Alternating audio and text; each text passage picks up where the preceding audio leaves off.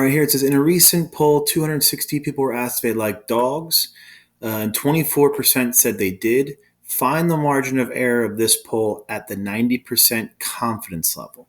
So if you're going to go to our formula sheet from our Blackboard page. So let me back up here. I've clicked on course materials. At the bottom, it says additional resources. And we have a formula reference sheet right here. This should help a little bit, just to show you how we're finding this. I will show you another way in just a second. Actually, I'll just show you the easier way. I'm sure you probably prefer to see the easier way anyway. So the first thing I'm going to do is I'm going to find the confidence interval. Okay? So I'm going to go to my calculator. Now remember, if you're talking, there's three cases here. If you're talking about a confidence interval where you know sigma, the population standard deviation, that's going to be a Z interval. Okay. If you are looking for the confidence interval for a mean and you don't know the population standard deviation, all they give you is S, or they don't give you anything like that, that's going to be a T interval. And if you're talking about anything with percentages, you're always going to use stat tests one prop Z interval.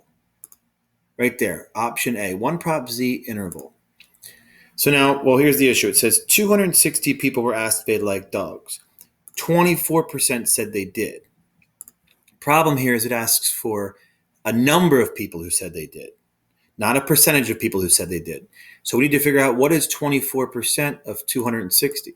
So do 260 times 0.24. So that's going to be 62, we'll say 62 people. Round that to the nearest person. So X is going to be 62. So I'll go back to my tests, back to one prop Z interval. 62 people out of a total of 260.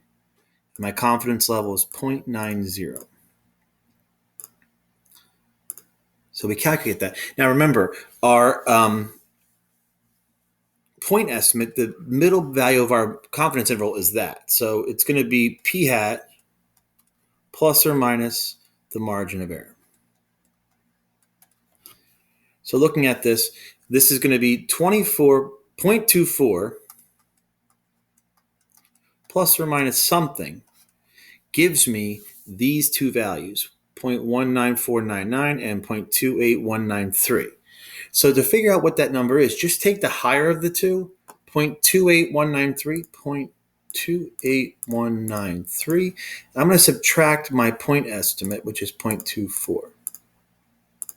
So I get 0.0193. That means I get both those numbers by adding and subtracting 0.04193 to my point estimate. So that's my margin of error, 0.0419. Well, 3 decimal places.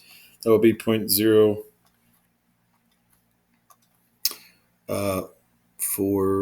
Oops, sorry, 0.042. There you go. Okay. And this one says, if n is 350, p hat is 0.37. Find the margin. We're going to use the same technique. Okay. So we need that x value first. So I'm going to figure out what is 37% of 350. 350 times 0.37.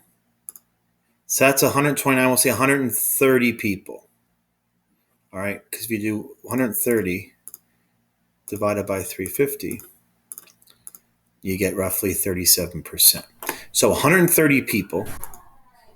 So we have stat tests, one prop, Z interval, 130 people out of a total of 350 with a confidence level of 90%. So we'll keep that as 0.9, hit calculate, and we get these two numbers here. So we're going to take our point estimate.